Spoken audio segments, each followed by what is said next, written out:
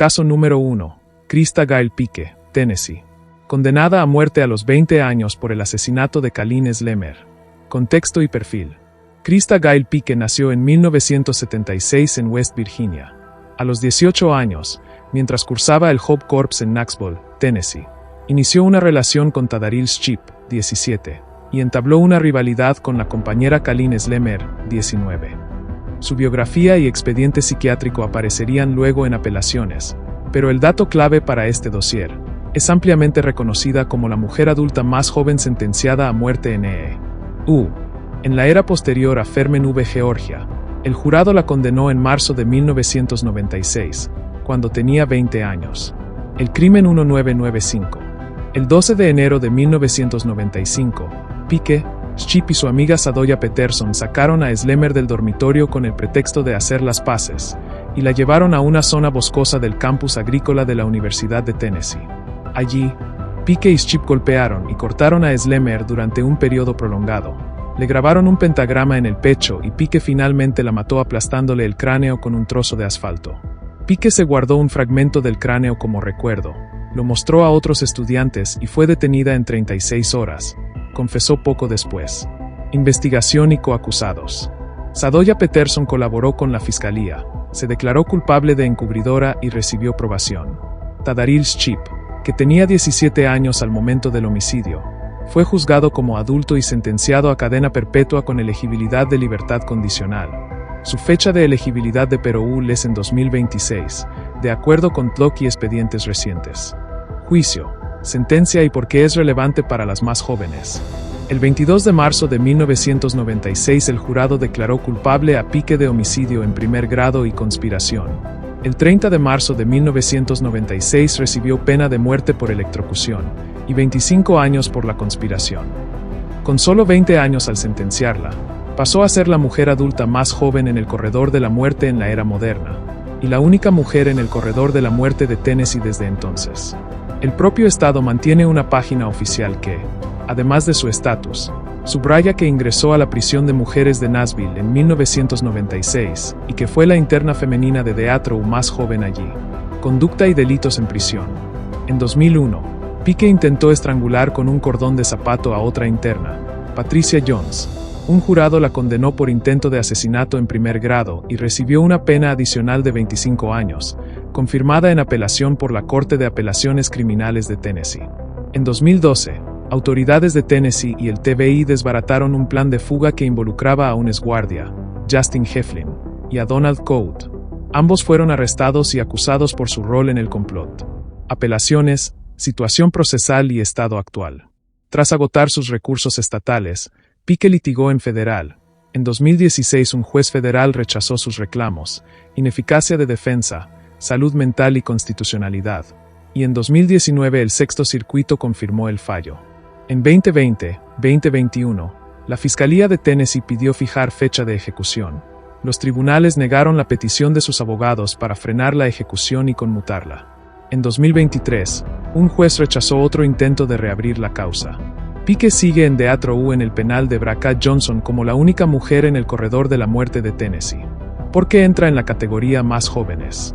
Tenía 18 años al cometer el crimen y 20 al ser sentenciada a muerte, lo que la coloca, según la jurisprudencia y los compendios especializados, como la mujer adulta más joven en recibir pena capital en E.U. en la era posterior a Fermen. Su caso es, además, un punto de referencia en el debate sobre la juventud de 18 años como corte para la pena capital. Su coacusado, 17, evitó la pena de muerte y es elegible a libertad condicional, mientras que a ella la condenaron a muerte por una diferencia de meses. Caso número 2, Paula Cooper, Indiana. Condenada a muerte a los 16 años, la más joven en el corredor de la muerte en la era moderna. Contexto y perfil. Paula R. Cooper nació en 1969 en Indiana. Desde pequeña sufrió una infancia marcada por abuso físico y sexual, además de pobreza extrema. Abandonó la escuela en 8º grado y comenzó a consumir drogas y alcohol a muy temprana edad.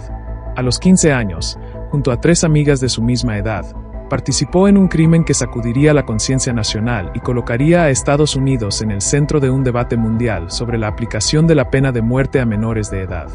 El crimen 1985.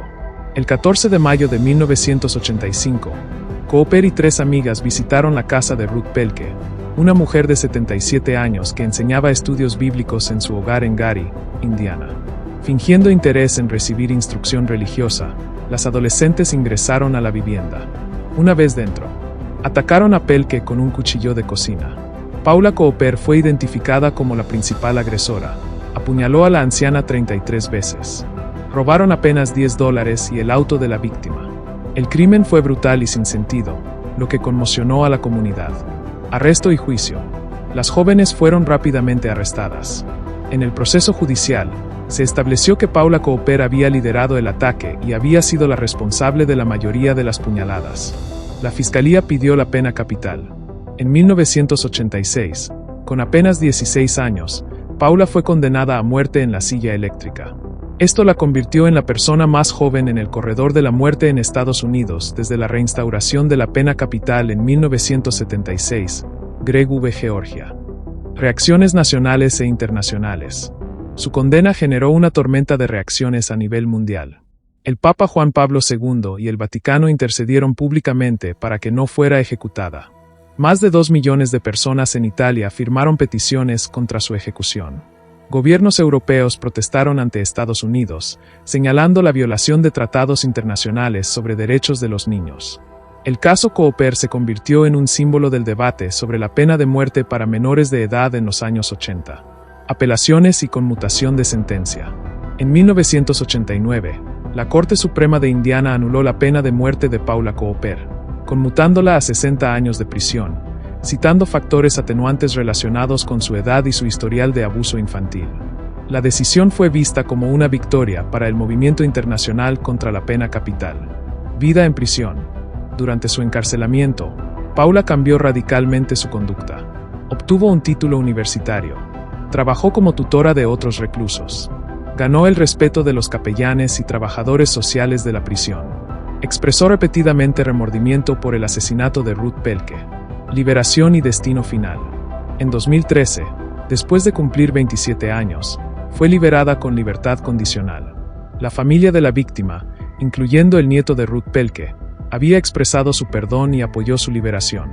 Sin embargo, en un giro trágico, en mayo de 2015, apenas 2 años después de recuperar la libertad, Paula Cooper se suicidó en Indianápolis a los 45 años de edad. Relevancia histórica. Paula Cooper sigue siendo el caso más notorio de una mujer condenada a muerte siendo adolescente en EU. Su historia influyó en los debates que culminarían años más tarde en decisiones de la Corte Suprema como Roe v. Simmons 2005, que prohibió la pena de muerte para crímenes cometidos por menores de 18 años. Es recordada como un ejemplo de cómo la presión internacional, la intervención religiosa y el activismo por los derechos humanos pueden cambiar el curso de la justicia penal estadounidense. Caso número 3. Tina LaSonja Brown, Florida, 2010. Entre las mujeres más jóvenes en ser condenadas a muerte en EU. Contexto y perfil. Tina LaSonja Brown, nacida el 19 de julio de 1970, fue condenada por su participación directa en un crimen atroz ocurrido en 2010. En ese momento, tenía apenas 39 años, lo que la coloca como una de las mujeres relativamente jóvenes en recibir pena de muerte, considerando que la mayoría de las personas ejecutadas en EU son más mayores. Su caso destaca también por la presencia de una participante incluso más joven en el crimen, su propia hija adolescente, lo que añade un enfoque generacional complejo. Reside actualmente en la Lovell Correctional Institution, en Florida, donde cumple la condena de muerte. El crimen 2010. El 24 de marzo de 2010, en Ensley, Florida, Audriana Redown Zimmerman, de 19 años, fue brutalmente atacada por 3 mujeres. Se la golpeó con una palanca, se le aplicó electricidad con un taser y finalmente se le prendió fuego. Zimmerman sucumbió a sus graves quemaduras 16 días después. Participantes del ataque. Tina LaSonja Brown, 39 años, hallada culpable de asesinato premeditado en primer grado, la única de las 3 que recibió la sentencia de muerte. Britney Angelique Miller, 16 años, su hija enfrentó cargos de asesinato en segundo grado y secuestro, con cadena perpetua como pena. Heather Trinée Lee, 27 años, se declaró culpable mediante un acuerdo, recibiendo 25 años de prisión. Esta combinación agrega una dimensión particularmente trágica a la historia. La presencia de una hija adolescente viviendo y participando en un crimen tan espantoso liderado, o apoyado, por su madre. Wikipedia.org. Juicio y sentencia. Después de un juicio en el que se evaluó la premeditación y crueldad extrema del acto, Tina LaSonja Brown fue condenada por asesinato en primer grado con agravantes, lo que facilitó la imposición de la pena capital. Fue sentenciada a muerte, y su caso la convierte en una de las pocas mujeres en recibir esa condena en Florida en las últimas décadas. Actualmente es la única mujer en el corredor de la muerte en ese estado. Wikipedia.org. Repercusión y relevancia.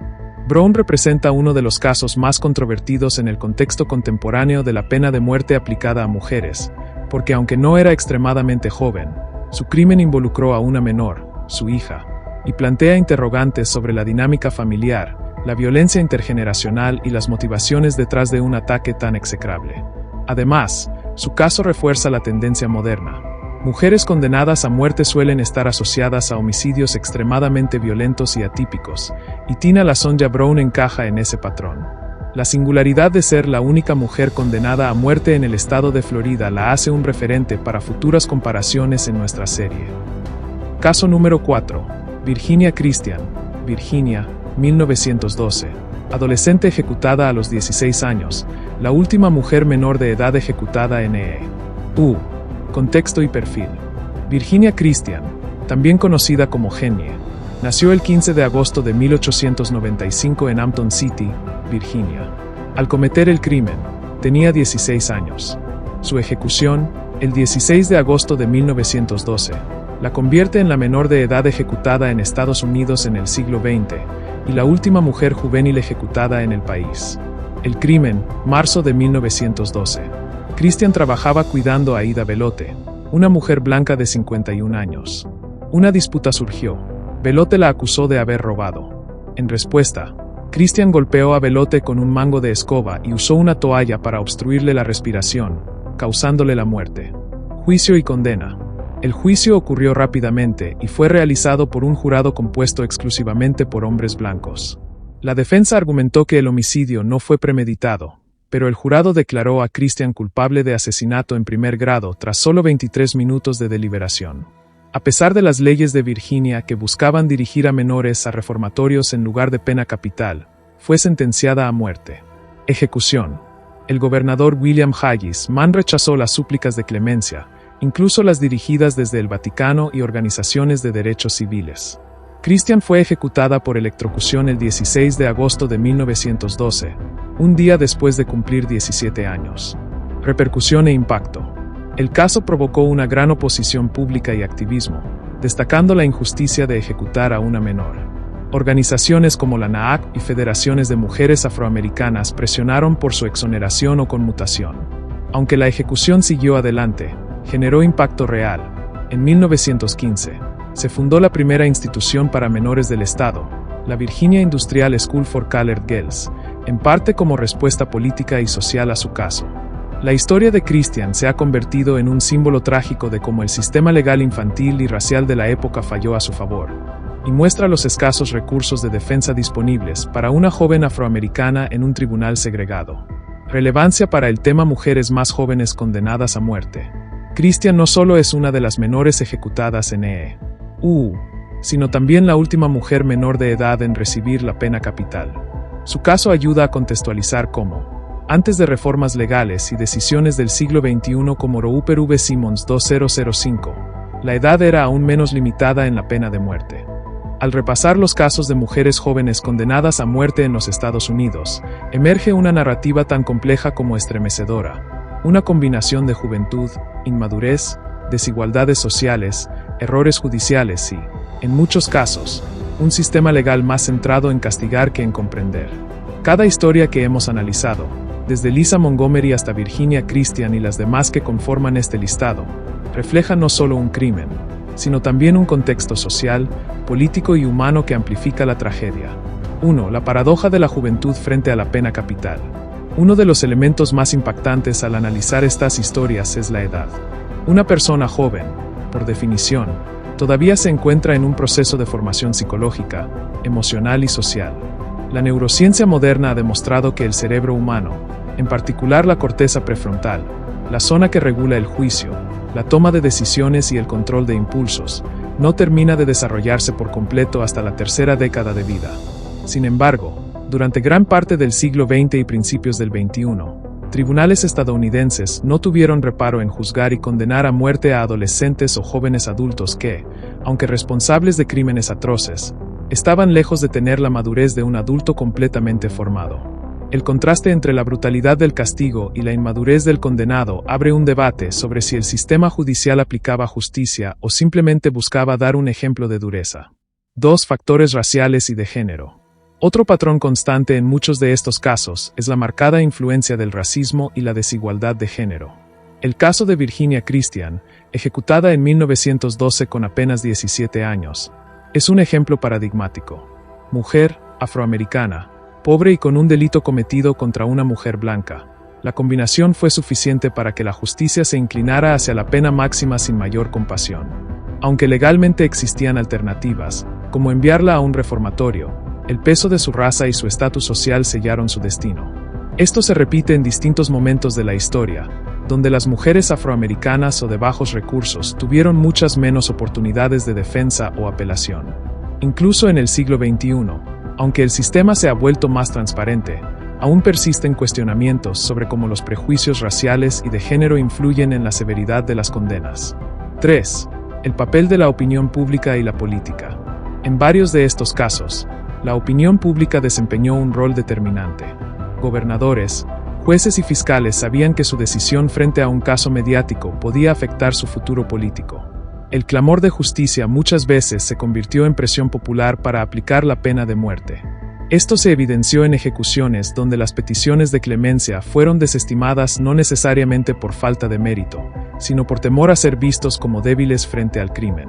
La política, entonces, se superpuso al espíritu de la justicia, y las mujeres jóvenes en el corredor de la muerte quedaron atrapadas en una maquinaria que respondía más a intereses externos que a un verdadero análisis de sus circunstancias.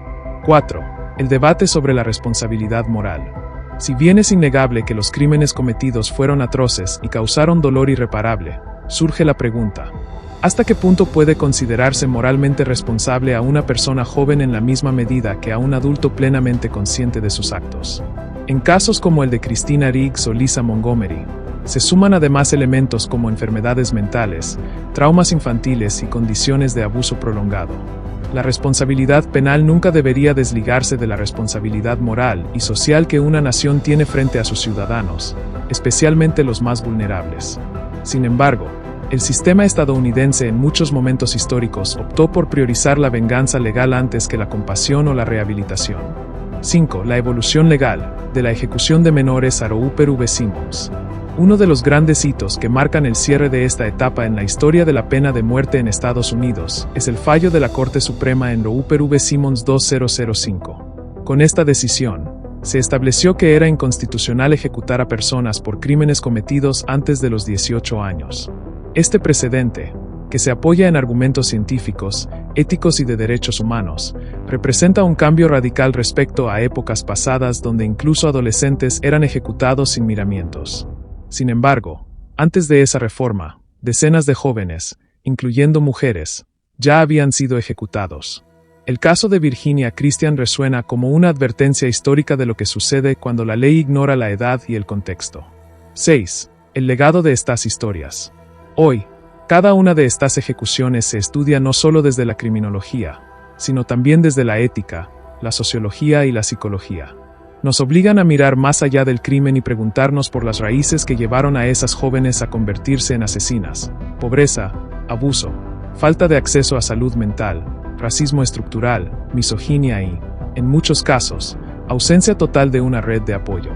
El legado es sombrío, pero también abre la posibilidad de aprendizaje. Si la sociedad reconoce que falló en proteger a estas jóvenes antes de que cometieran los crímenes, tal vez se puedan prevenir futuras tragedias. 7. El cierre simbólico. El recorrido por estas vidas y muertes nos deja una reflexión amarga. La pena capital aplicada a mujeres jóvenes no resolvió los problemas sociales ni devolvió la vida a las víctimas. Solo agregó más dolor y más preguntas.